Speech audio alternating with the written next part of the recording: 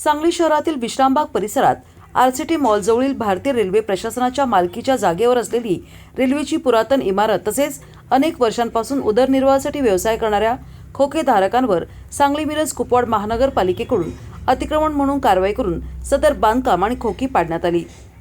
संबंधित जागेवर रेल्वे प्रशासनाचे अधिकारी कंपाऊंड उभारण्यासाठी आले असता मनसेचे जिल्हाध्यक्ष तानाजीराव सावंत, खोकेधारक संघटना तसेच हमाल संघटनेचे पदाधिकारी यांनी तीव्र विरोध दर्शवला।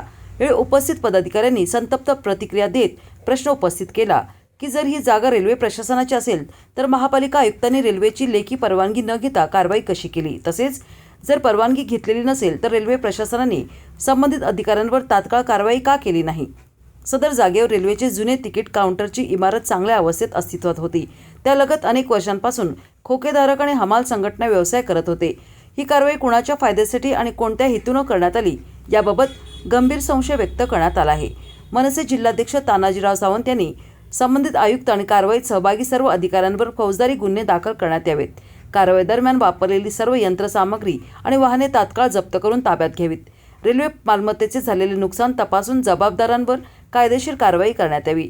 दरम्यान रेल्वे प्रशासनाच्या अधिकाऱ्यांनी घटनास्थळी उपस्थित राहून मनसेचे जिल्हाध्यक्ष तानाजीराव सावंत आणि संबंधित संघटनांच्या पदाधिकाऱ्यांसोबत लवकरच संयुक्त बैठक आयोजित करून संपूर्ण प्रकरणावर चर्चा करून योग्य तो निर्णय घेतला जाईल असे आश्वासन दिले आहे। यावेळी सदर प्रकरणाची सखोल चौकशी करून दोषींवर कठोर कारवाई करावी आणि संबंधित कुटुंबांना न्याय द्यावा अशी एकमुखी मागणी करण्यात आली आहे।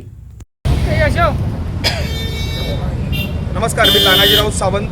आज जे विश्रामबागला 4 दिवसापूर्वी ही अनधिकृतरित्या आयुक्तांनी खोकी पाडली आणि रेल्वेची इमारत पाडली, त्या संदर्भात रेल्वेचे अधिकारी या ठिकाणी आले होते। खोकीधारक इथले आमच्या हमाल पंचायतचे अध्यक्ष मुकुंद साहेब वगैरे सगळेच आम्ही एकत्र बसून बैठक केली। या चर्चेमध्ये आम्ही रेल्वेला इथं ताबा घेऊ दिलेला नाही। आज बोर्ड लावायला आले होते, ताबा घ्यायला आले होते, आम्ही घेऊ दिलेलं नाही। आमची पहिली मागणी आहे की आयुक्तांनी इथं बेकायदेशीर कारवाई केलेली आहे। खाजगी जागा आहे आणि रेल्वेची जागा आहे, महापालिकेचा याच्यावरती काही संबंध नाही आहे। दुसरी गोष्ट, सांगलीचा अभिमान मानबिंदू असलेली इमारत, 100 वर्षापासूनची इमारत जी रेल्वेची होती ती आयुक्तांनी उभं राहून पाडली, आयुक्त आणि 2 उपायुक्त। तर ह्या दोघांवरती पहिली फौजदारी कारवाई करा आणि मग इथं तुम्ही आमच्याशी वाटाघाटी करायला या। आम्ही पुढं काय करायचं काय नाही, तोपर्यंत ही जागा आमची आहे।